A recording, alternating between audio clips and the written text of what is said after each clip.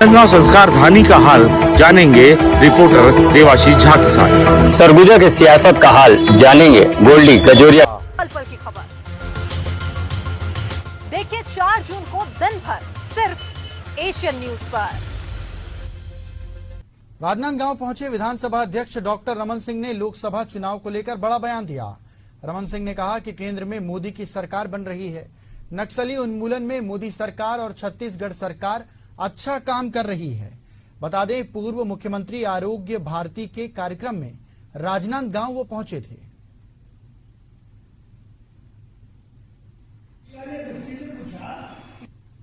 चरण का मतदान है और 6 चरण के बाद आज ये 7वें चरण के बाद मैं कह सकता हूं कि छत्तीसगढ़ और हिंदुस्तान में एक बार फिर तीसरी बार पूर्ण बहुमत के साथ माननीय नरेंद्र मोदी जी प्रधानमंत्री बनने जा रहे हैं।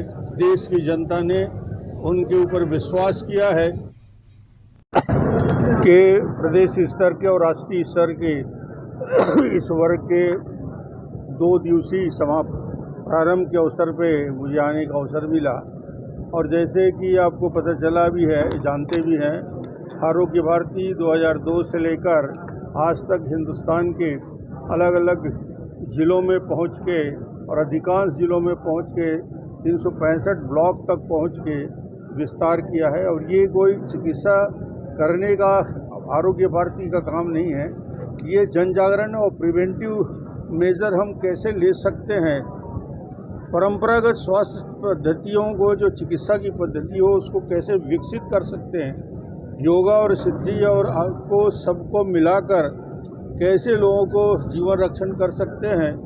और कोविड काल में लोगों ने देखा कि किस प्रकार प्रिवेंटिव मेडिसिन से, किस प्रकार बचाव से इलाज किया जा सकता है और उसका प्रभाव भी देखने को मिला।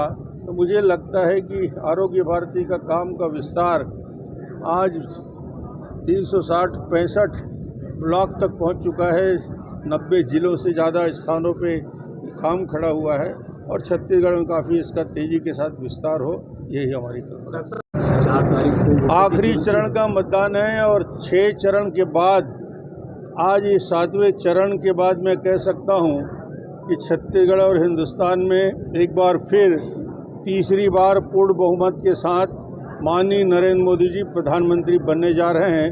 देश की जनता ने उनके ऊपर विश्वास किया है, मोदी गारंटी पे विश्वास किया। डॉक्टर साहब, नक्सल मोर्चे पर लगातार कार्रवाई सुन ली।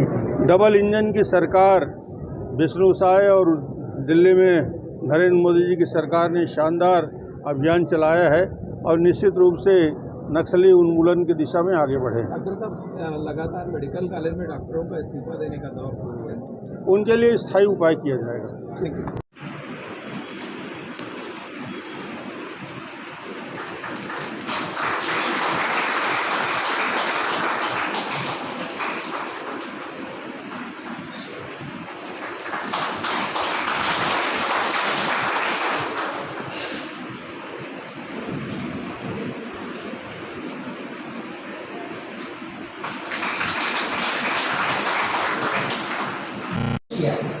एक शिक्षक है, क्या था, एक शिक्षिका ने बच्चे से पूछा कि रोजाना तुम्हारा स्कूल 7:30 बजे होता है, तुम रोजाना 8:30 बजे आते हो, क्यों देख लेते हो?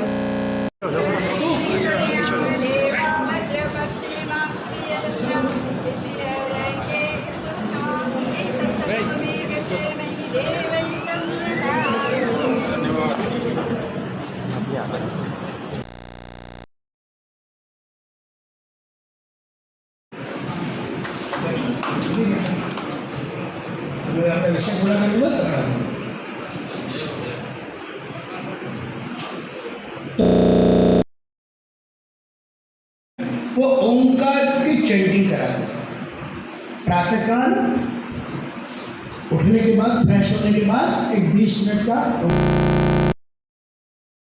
देशव्यापी जो सक्रियता रही, संगठन का विस्तार जिस तेजी के साथ हुआ,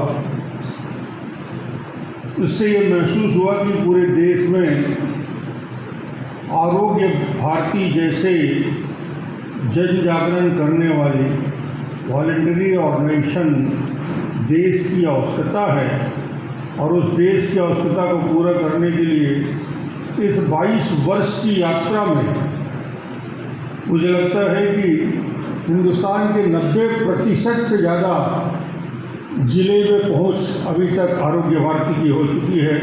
350 से ज़्यादा विकास खंड में कार्यकर्ताओं की मेहनत से वहां तक जाने का काम हो चुका है और ये विस्तार और इस विस्तार की समझ लोगों को तब आई जब पूरे देश और दुनिया में कोरोना की वजह से, कोविड की वजह से जब पूरा दुनिया लाचार हो चुका था। प्रिवेंटिव मेडिसिन क्या हो सकता है, प्रिवेंटिव विकल्प क्या हो सकते हैं, प्रिवेंटिव एस्पेक्ट क्या हो सकता है, ये पूरे देश और दुनिया में न केवल चर्चा का विषय बना रहा बल्कि चिंता का विषय बना। और उसके बाद दुनिया को ये समझ में आया कि प्रिवेंटिव हेल्थ की जब बात करते हैं तो आयुर्वेद जिस विषय के मूल पे आधारित है, ये कोई ऐसी चिकित्सा पद्धति नहीं है, ये तो जीवन पद्धति है। स्वस्थ व्यक्ति को स्वस्थ रहने के लिए क्या क्या किया जा सकता है, उसके सारे विकल्प और उपाय बताए गए हैं। पूरे देश में और दुनिया में परंपरागत चिकित्सा पद्धति की उपयोगिता उस समय समझ में आई। मैं अतिथि महोदय को हमारे मध्य आपके आशीर्वचन के लिए आमंत्रित करती हूँ।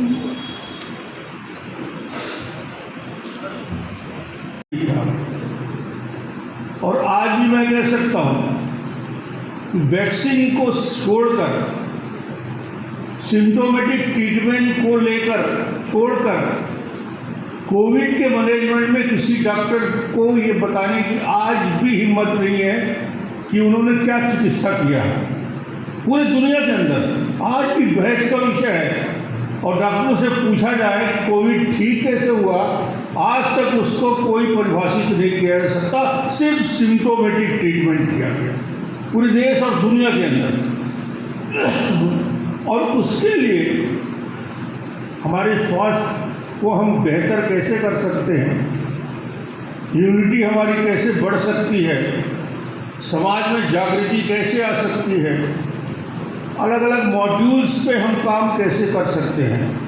आरोग्य भारती चाहे व्यक्ति के स्वास्थ्य की चिंता हो, स्वास्थ्य ग्राम की चिंता हो, स्वास्थ्य परिवार की चिंता हो और अंत में स्वास्थ्य राष्ट्र की चिंता हो, उसके लिए लगातार इस प्रकार के छोटे और बड़े प्रकल्प, वो चाहे स्कूल में हो, विद्यालय में हो, ग्राम हो, स्वास्थ्य ग्राम की कल्पना हो, आयुर्वेद ग्राम की कल्पना हो, कैसे हम योग को आखिरी गांव तक ले जा सकते हैं।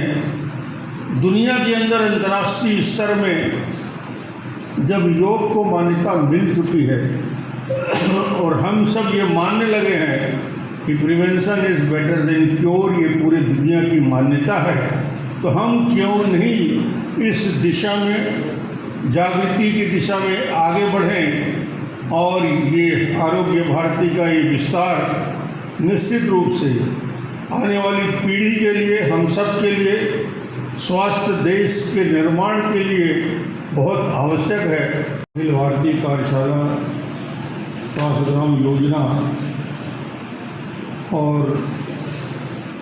इस पूरे आयोजन में पूरे देश और प्रदेश से आए हुए आरोग्य भारती के सभी आमंत्रितगण देखिए 4 जून को दिन भर सिर्फ एशियन न्यूज पर।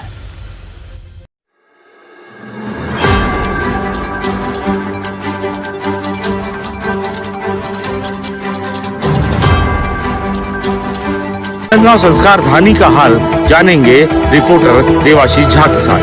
सरगुजा के सियासत का हाल जानेंगे गोल्डी कजोरी